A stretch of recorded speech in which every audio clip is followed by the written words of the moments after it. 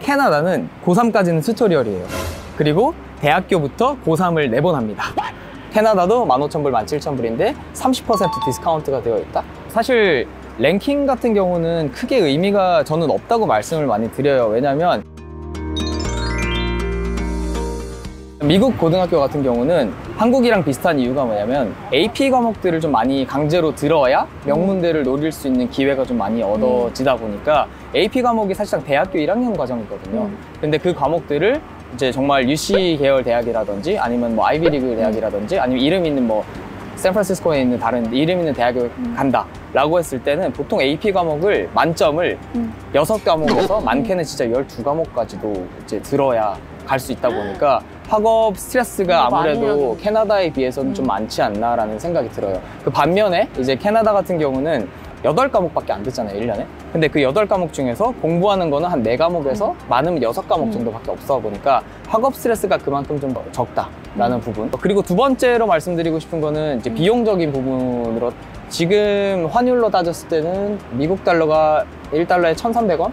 그리고 캐나다 달러가 한 900, 한 90원 정도 하는 걸로 제가 알고 있는데 일단 학비 자체로는 적혀있는 금액은 비슷할 거예요. 미국도 한 15,000불, 17,000불. 근데 그게 미국 달러죠. 캐나다도 15,000불, 17,000불인데 30% 디스카운트가 되어 있다?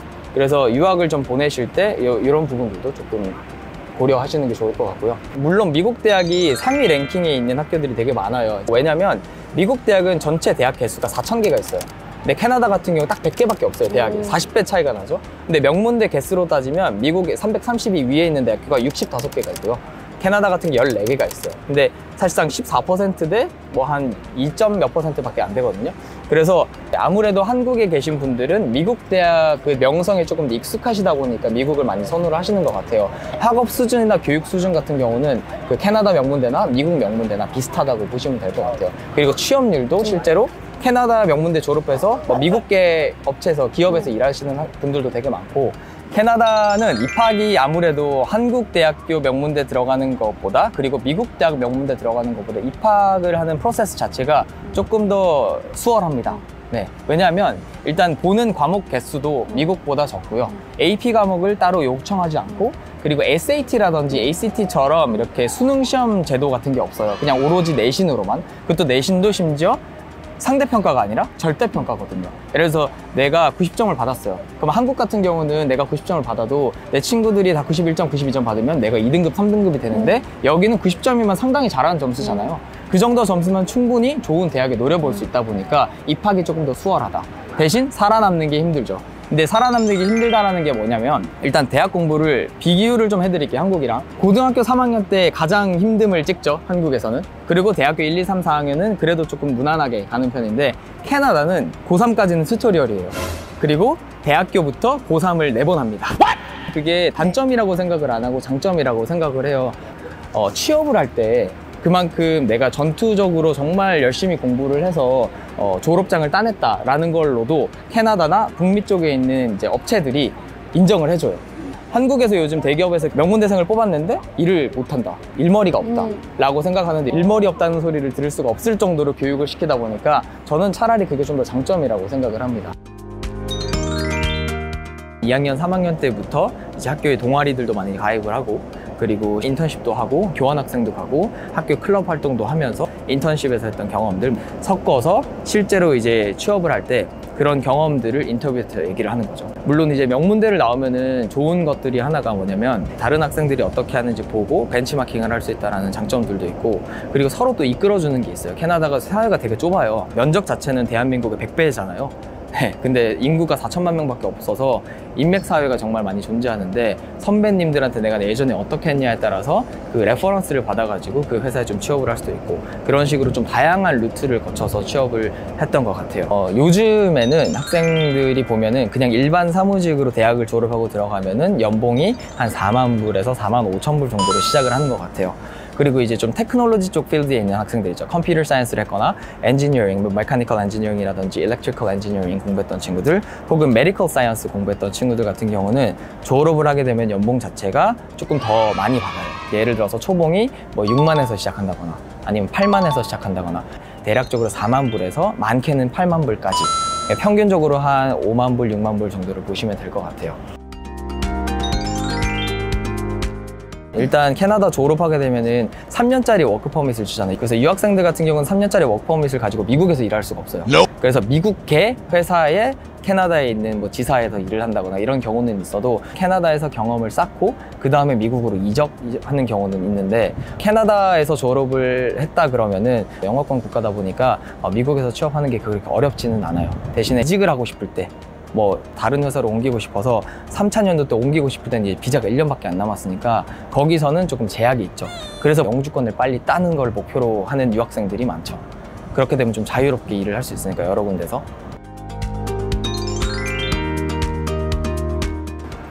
공립학교, 사립학교 학비가 좀 다르기는 한데 이제 16,500불에서 공립 같은 경우는 이제 17,500불 정도 사이라고 보시면 될 것 같고, 그리고 지역마다 조금 더 저렴한 데도 있고 조금 더 비싼 데도 있습니다.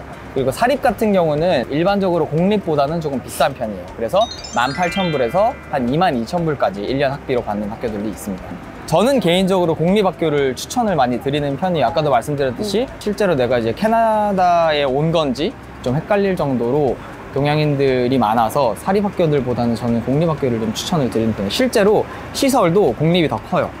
그리고 제공하는 과목 개수도 훨씬 많고, 하지만 10학년 이후에 혹은 11학년 정도 때 유학을 시작하는데 당장 이제 입시 준비를 해야 된다. 그러면 사립이 조금 더 좋을 수 있고요. 두 번째는 이제 종교적인 이유도 있죠. 그래서 뭐 크리스천 스쿨이나 캐톨릭 스쿨이 많다 보니까 종교적인 이유로 사립을 가는 경우도 있고, 사실 랭킹 같은 경우는 크게 의미가 저는 없다고 말씀을 많이 드려요. 왜 그게 의미가 없냐면 캐나다가 사실 절대평가 시스템이거든요. 그리고 대학교들이 어떤 학교 출신 학생인지에 따라서 가산점을 주지가 않아요.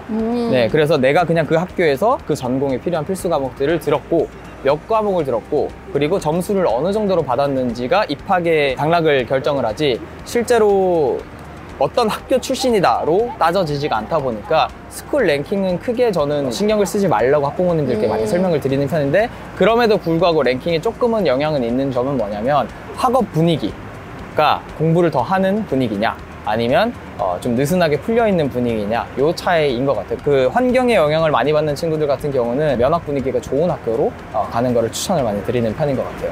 일단 무조건 영어죠. 영어가 돼야 수학 반에 들어가서도 영어로 이해를 할 수 있고 과학 반에 들어가서 이해를 할 수도 있어서 일단 무조건 영어라고 말씀을 많이 드리는 것 같아요. 실제로 이제 7, 8, 9학년 때 유학을 첫 시작을 하는 학생들 경우에 학교에 가서 뭐 수학 어땠어? 과학 어땠어? 물어보면은 영어를 못 알아들어서 이해를 못하는 경우가 많아요. 근데 애들이 또 얘기를 해서 물어봤을 때 그거 예전에 배웠던 것들이에요, 다.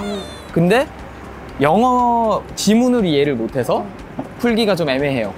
간단한 예시를 보여드리자면은 2분의 1이라 그러잖아요. 0.5를. 근데 여기서는 1 over 2라 그러거든요. 그래서 반대로 얘기하잖아요. 그런 것들을 되게 헷갈려해요, 처음에는. 이제 그런 것들 때문에 저는 영어만 좀 많이 해서 와라. 뭐 캐나다 대학 명문대를 노린다면은 그레이드 11부터 성적이 중요하다 보니까 9, 10 점수는 그냥 적응하는 기간으로 따지자라고 얘기를 하고, 근데 단 한 가지 유의하셔야 되는 점은 이제 미국 대학을 노릴 때, 미국 대학을 노릴 때는 그레이드 9 성적부터 보거든요.